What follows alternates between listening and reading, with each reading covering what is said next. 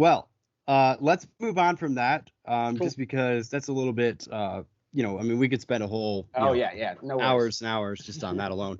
Um, I wanted to ask you about this concept called open source everything that I came across. One of your posts, I believe, is under that exact title. Yep. You seem to, from our conversation so far, have some, I say anarcho-capitalist leanings, which I always find exciting. Yeah. So, what do we talked about, you mentioned Aaron Swartz earlier. Yep. He himself was, a very, of course, pro open source, and in fact was eventually prosecuted by the FBI for basically sharing research, unauthorized research out of his MIT dorm room, basically Right.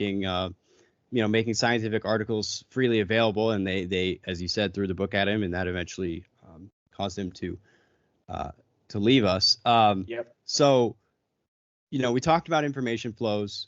Obviously, you and I are very lucky. We're very privileged in that we've grown up in a developed Western world. We have access to the internet. And so you and I are, have both had a college education. And so we've been exposed to Yep. lots and lots of information. But more of that information is now becoming freely or cheaply available to not just people like us, but to everyone around the world. What do you mean by open source everything? And what impact do you think it's going to have on this sort of central theme of our conversation, which is upgrading humanity? Yeah, great question. Open source everything. Again, just a random disparate thinker, that I found, and basically this guy was like, he wrote this book called Open Source Everything Manifesto. Robert David Steele. So open source everything, an interesting heuristic idea that I came across through just my ear to the pavement, kind of looking for eclectic thinkers, et cetera, and found this book called Open Source Everything Manifesto by Robert David Steele. And his background is he was like a CIA spook, basically, and information officer, so Yes. he was basically in charge of like Intelligence. getting intelligence, exactly. And so the whole idea is that is that basically right now, information, knowledge, all these kinds of things, especially workable and information that is usable, is basically behind these top-down, command and controlled, ruled by experts, based on secrecy, hierarchical organizations. So, you were just talking about Aaron Swartz recently when we were talking about how he was throwing the book at him. What makes it so egregious for that in the open information is that we already paid for it.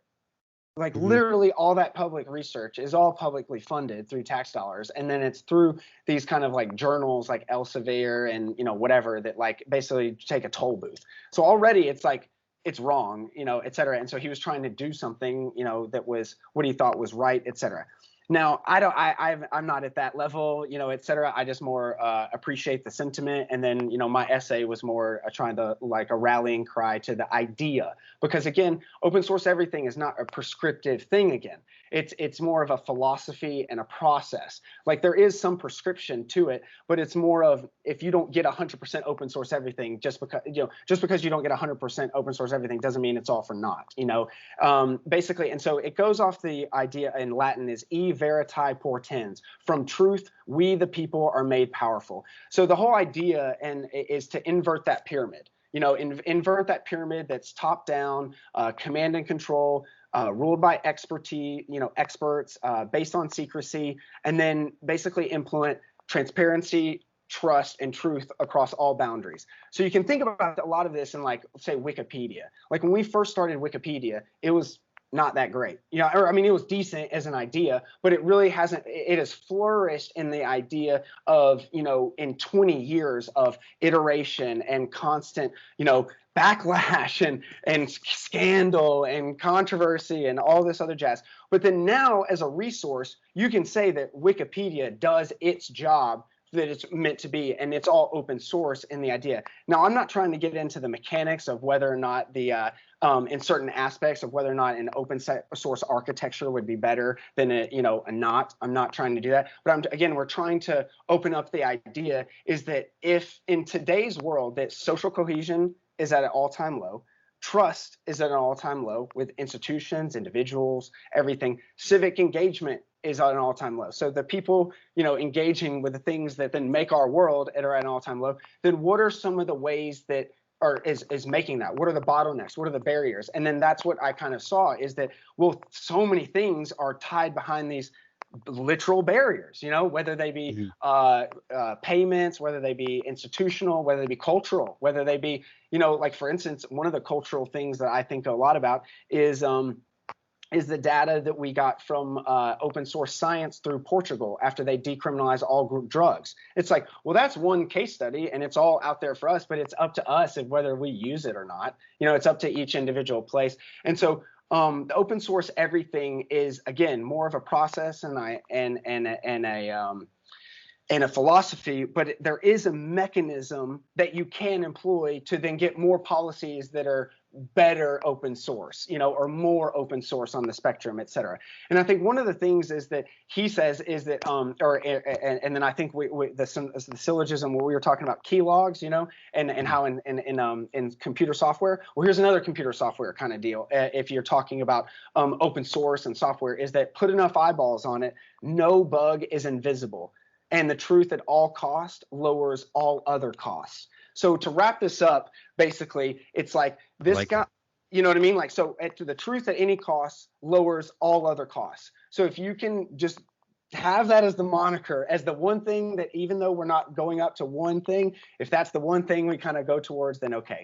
But then also it's proven, we've been talking a lot about abstract ideals and how does this work, in the real world and get grounded to reality, and how does regular people, do this? Well, this guy, his whole book is an experiment in this, like taking an abstract ideal of he was in the middle of the CIA pushing for these policies because he saw during these exercises that he was basically hoodwinked by this institutional, I guess you could say, framework, philosophy, culture, training of like, this is the way it is. It's compartmentalization between these agencies and no one talks and no one knows what's going on. But then arguably that's how 9/11 really happened. The FBI wasn't talking to the CIA wasn't talking to the NSA, and then nothing, whatever. And then so, well, that is one instance where that would have maybe helped a cross-pollination of talking, but that's just an intelligence services, fuck them, like whatever. But in a sense, they did a specific exercise called the Burundi exercise. And he basically challenged Robert David Steele challenged the intelligence community and got to the highest of the high, like the decision maker in these kind of like war games, like whatever, the people that are in the decision room, when Osama bin Laden's getting capped, with Obama looking on, those people. So those people basically put on a thing called the Burundi exercise, and it was basically the entire might. Everyone in the three-letter agencies, the NSA, the CIA, the DIA, everyone. And they basically, agreed to this kind of controlled, randomized experiment. Okay, we're going to do a specific random thing in a random part of the world in a random kind of thing. And then you're going to tell us how we go about doing this, what intelligence we need, from what sources, not, specific, and where we go from here. And it's so powerful because he did it for 5 years, 10 years to try and even do this. And then finally they're doing this, and the day comes, and he literally in 24 hours had given them, oodles and oodles of information of free open source stuff from like aid organizations, from libraries in the area, from like real hands-on, on the ground knowledge, the real intelligence that militaries want anyway. They don't want some fictitious, knowledge that's going to fuck up people and then get people killed. They want, real shit to then actively, I think Mattis uses it as operational intelligence, or operational awareness. It's like, what the hell are we, going into? And so in 24 hours, the best thing that the CIA could do and the NSA, they had some like World Book facts from the 1970s and like 3 other bullshit sources. And it's like, wait, the apparatus, the whole military industrial, the whole military intelligence agency apparatus, everything about Snowden, the entire everything, all of that. And then that, basically wasn't as good as just open source intelligence that he got at like that anyone can get at a library. And it's like, that just completely blew my mind. So again, like I'm not an expert by any means, but that was like really a transformational, like, light bulb moment of an interesting kind of way to think about things. That, wait a second, why don't we know how to do things, the inner processes, that how things work, et cetera. And the fact that we don't, that should maybe cause caution, because to be quite frank, I'm not going to say that 100% of the time. I'm one for, at some level of a national security, of some type of operational secrets, especially intellectual property at some level, because I'm a content creator, et cetera. But man, like the pendulum has been on in one way for a lot of different ways. And if it went down the other way to an open source, everything kind of thing, in an inverted pyramid, man, a lot of the barriers that, are in the way of the human flourishing, I think kind of just start almost not only coming down, but like crashing down like a dam,